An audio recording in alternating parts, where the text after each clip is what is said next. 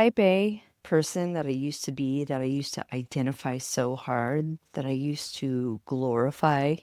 Look how amazing I am for taking on the world, doing it all, showing up. The type A in me would have never thrown clean laundry on the floor. So interesting how you can be so unaware of your life, of how you move, and still get through the day. But once you become aware and kind of start really seeing things as they truly are, you then start to wonder, how the hell did I make it through those days?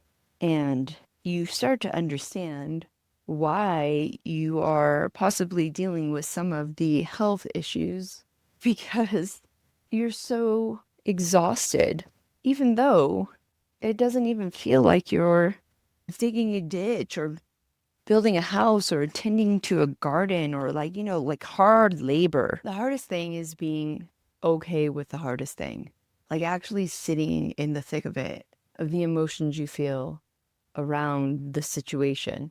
The old me would have felt really guilty and lazy to have thrown clean clothes on the floor and not deal with them for 24 hours. And honestly, I think I would have left them if it didn't remind me of a client session I had just a few days ago about a situation around clean clothes, them being left for 2 days. There was a little Barney between the husband and the wife. You have all the time on your hands. Why are you not doing the laundry? And I had to send her a photo to say, this is like 100% of people who have normal lives, who don't have extra help around. Like people who are like live in a house with just their partner and potentially their children. This is normal. And I think society would be so much better off if we just normalized not being perfect and having life around us as we go. It doesn't mean we're not going to do it. I mean, this would have really got to me probably after 3 days. But the type A in me 10 years ago, 20 years ago, would have never. This would have been so unacceptable. And I wouldn't have been able to do it because every cell in my body would have rejected it. And it would have felt better to just do it, even though I didn't want to, or, whatever the reason. And I would have just done it.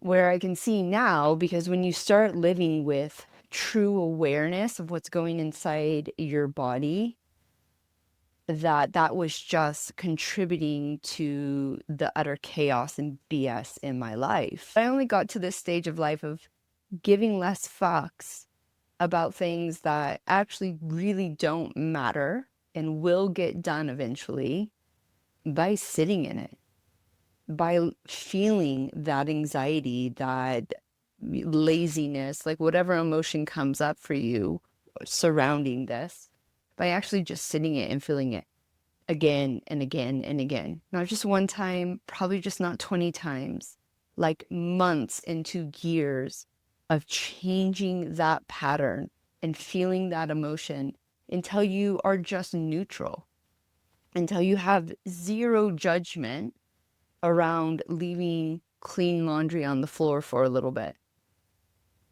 That's how you get through what you want to change. We live in this society that says it needs to be quick. And when it comes to changing your life, there's no fucking quantum leaping. All the gurus out there who say this is how you quantum leap spent years sitting in it, sitting on a fucking park bench, being bored or broke or unaware or like not knowing where they needed to go. The people who can manifest money out of their ass is because they sat in all the BS that was blocking them from the money. The people who teach only can teach truly because they've sat in the fire.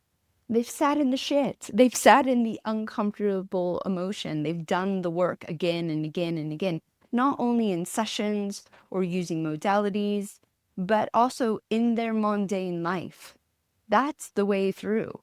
So them being able to then tell you it's as easy as this, absolutely, it is. It's so much easier than anyone is willing to admit. But every cell in your body, if you can't sit with clean clothes on the floor for 24 hours or whatever your little thing that you need to control, and you can't sit with those emotions, there's no way that you are going to be able to show up in ways of manifestation because there's too much blocking you. And it's not the fucking laundry, it's the emotion that you feel towards the laundry. It's the emotion and the experiences that are stored in every cell of your body, your fascia, your nervous system, your stories and your thoughts that literally you just make up in your brain. Because when you start healing, I had a friend tell me once, I'm not going to do that in her work right now because I want to write my book, which is ironic because she'll never write her book because of all the shit that's blocking her to show up for herself. But she knows, she intuitively knows the moment she starts healing, her book is not going to be as fiery as it could be. Because when you change the emotion and the energy connected to the event, it's like it almost never happened. I mean, it happened, but you do not identify, you do not connect the same way you are now. Me 10 years ago would have all sorts of stories and emotions around clean laundry on the floor for more than 24 hours. Where the person I am now, I have no connection to this. I have no identity. I have no emotion. It just is. And I know this is probably like a really silly example, but I mean, this is the truth.